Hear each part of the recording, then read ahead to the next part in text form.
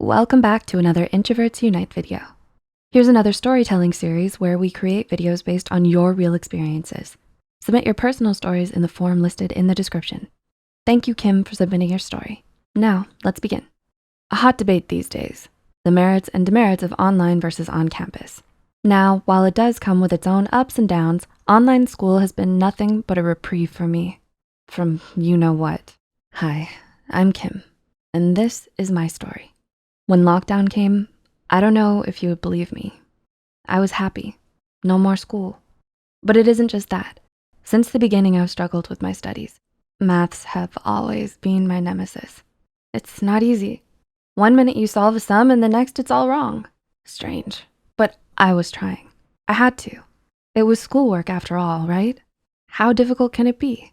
But maybe, just maybe, it was never meant to be that hard to begin with. Maybe what was hard was my life inside the classroom. It's very complicated, and I never really talk about it. I've never, in fact, talked about it to anyone. But here I go. I was bullied. Bullying has the power to make or break a person. No matter what anyone says, it never gets easier to speak up about it. It's a playground made out of quicksand. Whichever move you make to exit, it pulls you in using another. And here's more. I've been a victim of bullying since grade 1. Yes, grade 1.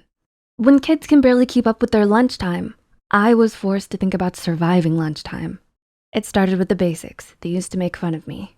Kids used to bully me by, pulling my hair, not letting me sit, the usual deal. I was made fun of. Why? I have a stitch on my chest from my heart operation. My hair type is curly, so apparently that's an open invitation for everyone to pull at it. Reason being, it looks ugly, they say as they tug my ponytail. Covering my ears, I squeeze my eyes shut as soon as those remarks start rolling out. My breath quickens as I hope with all my heart I'm transported somewhere else. Anywhere, but just not here. The tighter I cover my ears, the louder it gets. I've learned this the hard way. But I say to myself, they can't all be that bad. So I try to let them know by making tiny, cute friendship cards for the class. But they just tear them into pieces right before my very eyes. Lesson learned. Now, while I was acing these lessons, I was completely flunking academic lessons. From 2017 to 2019. Mom and Dad were stressed too. Everything around me was too stressful. I wasn't used to my parents crying. My mom had a health problem. I didn't see my mother for a week and my dad for 3 months. He lived away from us due to work. With all this, it was difficult for me to work up the courage to say anything at all. Gradually, my bullies became nice to me. I was over the moon. They asked me for help with homework. I could now sit with them at lunch to work out these tests we had in the next class. Wow, at last, they're letting me do their work. Oh, no. So they were nice to me because I became better at my studies. My bullies became my so-called friends. They were only using me. My father transferred again. The situation became bad again. In the new school and in coaching. It was worse because the bullies were the teacher's pet, especially in coaching. They were insane about a boy group called BTS. I didn't know them then. I do now, so don't worry. So they either ignored me or bullied me. They wouldn't let me sit in the front. I had to sit in the corner always. I also remember a girl who used to threaten me. And what's worse is no one ever told me what it was that I had done to them. You see, imagine my utter confusion. My cautiousness rubbed off on my personality. I was quiet, an introvert, a little weird, as they put it. Once I had to visit my extended family, but after all this, I wasn't even able to bond with my cousins that much. I just love to be in my room, at my table, reading. I love it, doing whatever just to put off hanging out with them. Really, I just love to be with my diary. No one else. I don't have any friends. My siblings call me a nerd for this. They say it's really hard for anyone to make me smile or laugh. They say I don't laugh, not even smile at any joke or funny thing.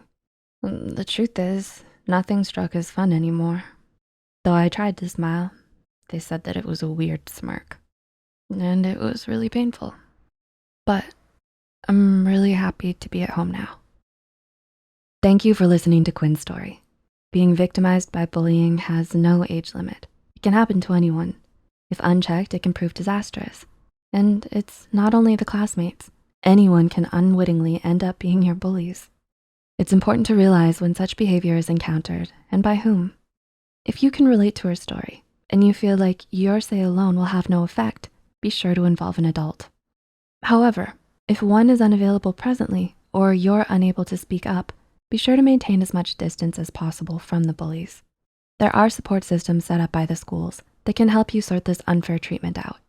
Please remember, being the victim is nothing to be ashamed of. By seeking out help, you're not being weak. Rather, you're showing strength by rallying forces to put up a stop to the bullies. If you find yourself in a similar situation, take strength from the fact that all of this can stop only when you try to stop it. It's important as a parent, teacher, or caregiver to notice uncharacteristic behaviors among kids and to be sure to root out the possibility of bullying from the get-go. These signs are loud, even when the victim is silent.